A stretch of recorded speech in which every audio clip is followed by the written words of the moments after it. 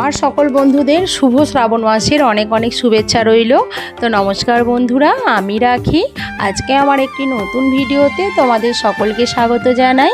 এটি ছিল গতকালের ভিডিও। গতকাল ছিল শ্রাবণের প্রথম সোমবার, আর আমি শ্রাবণের সোমবারে ব্রত পালন করে থাকি। তাই দেখতেই পাচ্ছ সকাল সকাল আমি স্নান টান সেরে নিয়েছি, নিয়ে ছাদ বাগান থেকে ফুল তুলে নিয়ে ঠাকুরের পুজো করবো বলে সমস্ত জোগাড় করে নিয়ে বসে পড়েছি ঠাকুরের পুজো করতে।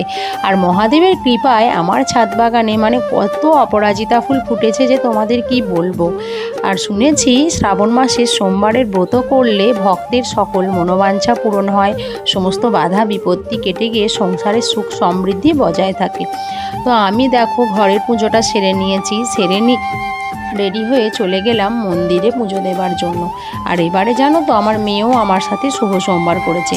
তো আর কি, বাবা পঞ্চানাথের মন্দিরে এসে দেখো পুষ্পাঞ্জলি দিতে বসে পড়েছি। আমার পুজো দেওয়াও হয়ে গেছে।